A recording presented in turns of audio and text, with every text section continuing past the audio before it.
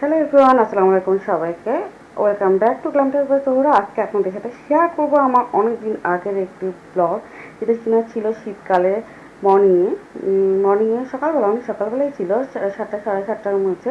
তো আপু আগের দিন আমাকে নক করে মেসেঞ্জারে। তো আমি বললাম যে আপু স্লট খালি আছে, আমি অবশ্যই হোম সার্ভিস দিতে পারবো। তো যেহেতু বাসা থেকে বনশ্রী অনেক কাছেই ছিল, আমি একটা ফিক্সড টাইমে চলে যাই। আর আপুকে 9টার সময় বের হতে হবে, এই জন্য আগে আগে চলে যাই। যাওয়ার পরে দেখি কিউট বিড়ালটা আমার আশপাশে ঘুর ঘুর ঘুর ঘুর করছিল।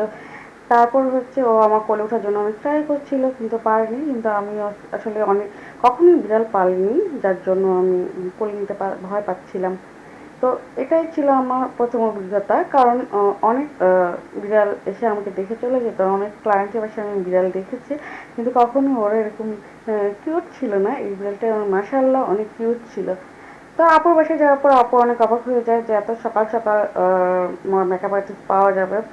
আসলে আপু অনেক খুশি ছিল আমার। আসলে আপু ছিল আমার, এটা ছিল আপুর সাথে আমি প্রথম দিনই কাজ। আপুর আমার এখন রেগুলার ক্লায়েন্ট হয়ে গিয়েছে।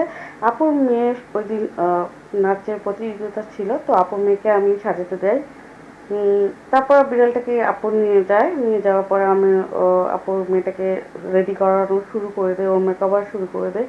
আর ড্রেস অনুযায়ী ওর মেকআপ শুরু করি। যেরকম ড্রেস ছিল ঠিক সেভাবে আমি ওর মেকআপ করে, এটা ছিল ওর ফাইনাল লুক।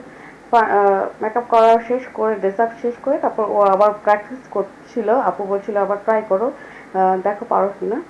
ভালো লাগলে লাইক কমেন্ট শেয়ার করবেন, এমন কেমন হলো ওর লুকটা বলতে ভুলবেন না।